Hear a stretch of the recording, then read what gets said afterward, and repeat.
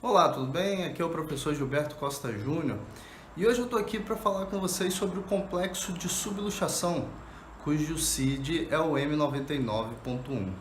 Você conhece o complexo de subluxação? Já ouviu falar sobre?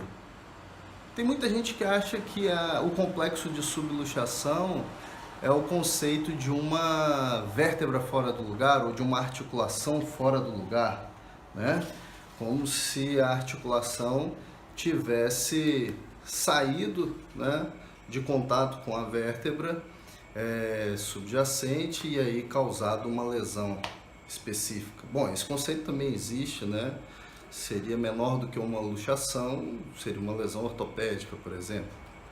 Mas o complexo de subluxação, ele é bem mais complexo do que isso. E como o complexo de subluxação nasce junto com a quiropraxia, ele também, assim como a filosofia quiroprática, ele foi se desenvolvendo ao longo do tempo. E o seu conceito também foi se modernizando e à medida com que a ciência foi descobrindo os impactos de uma disfunção, de falta de mobilidade ou de uma perda de congruência articular, eles foram entendendo e adaptando ao conceito o que isso trazia de repercussão no corpo humano. O importante é que a quiropraxia faz parte o complexo de subluxação faz parte da identidade do quiropraxista.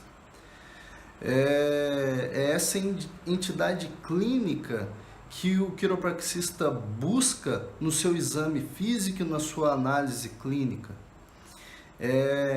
Através da restauração do movimento que havia sido perdido pelo complexo de subluxação, que o quiropraxista pode ajudar o seu paciente a encontrar uma boa saúde.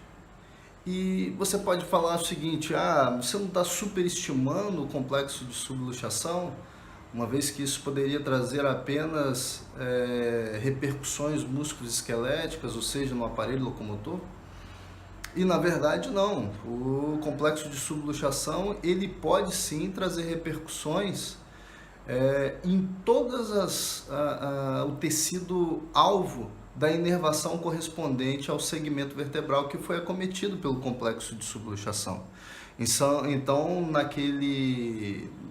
se naquele complexo, daquele segmento, existir uma glândula com uma célula-alvo, essa glândula pode ser comprometida.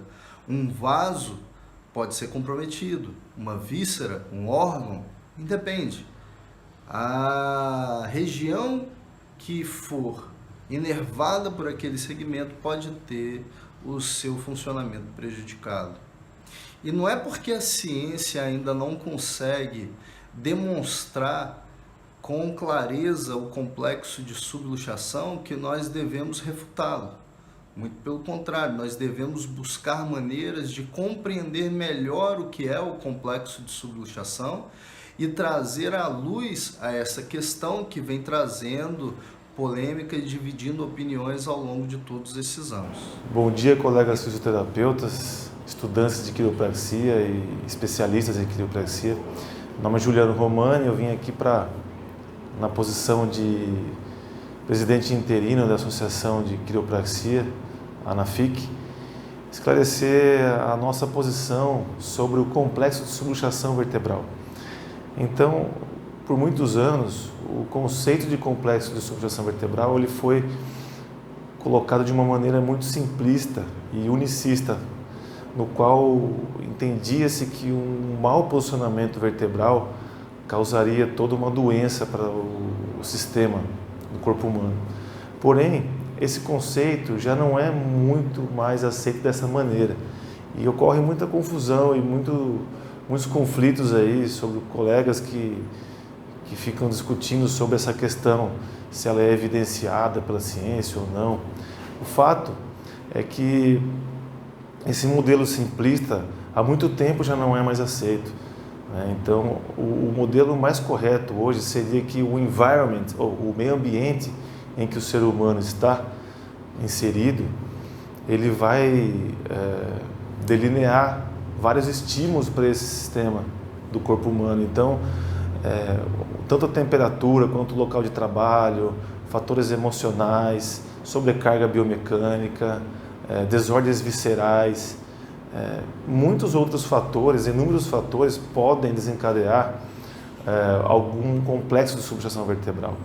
E esse complexo de subluxação vertebral, uma vez que ele ocorre, ele vai gerar dor para o paciente, ou por estímulos aferentes ao cérebro, ou mesmo por um pinçamento de raiz de uma coluna vertebral, ou até por uma alteração biomecânica articular, seja ela no cotovelo, no quadril, enfim. E essa dor vai gerar uma isquemia, né, local, tecidual, por espasmos musculares, certo? Então, toda vez que você tem dor, você tem um espasmo muscular e esse espasmo gera uma oclusão venosa ou uma oclusão no sistema nervoso, e essa oclusão vai gerar um espasmo mantido, no qual vai interferir em disfunções articulares e disfunções miofaciais. Essas disfunções miofaciais, quando elas não bem resolvidas, vão gerar fibroses teciduais e, consequentemente, aderências. Essas aderências teciduais podem se alojar em vísceras, fáscias, tendões, músculos, articulações e, portanto, todo esse conjunto de alterações vai levar a uma disfunção somática. Esse é o entendimento mais atual do complexo de subluxação vertebral e não alguns conflitos aí que vêm gerando dúvidas, dizendo que o modelo ele deve ser entendido de uma forma unicista, onde eu tenho uma vértebra mal alinhada e essa vértebra mal alinhada tem que ser corrigida, tá? O fato é que um alinhamento vertebral, uma boa mobilidade tecidual, onde você trabalha o tecido miofacial, vísceras, órgãos, fáscias e até mesmo os movimentos da calota craniana, isso num contexto global, sim, é entendido como um complexo de tratamento para o paciente. Então, nós devemos nos atentar com informações reducionistas e pensar num modelo do ser humano mais amplo, tá? Então, essa é a verdadeira pensamento da quiropraxia, é a verdadeira raiz, é pensar no ser humano como um indivíduo, pensar nele como uma unidade e que é um indivíduo diferente de cada um. Nós não podemos tentar basear em evidência a resposta clínica que um paciente vai ter, porque todos eles são diferentes. Então, para cada paciente existe um tratamento bem adequado, um protocolo mais direcionado, para que a gente consiga, então, o que a quiropraxia busca, que é desenvolver a saúde e não tratar a doença, tratar a causa e não a consequência. Um grande abraço para todos e uma ótima semana, um final de ano e um bom Natal a todos vocês. Saudações!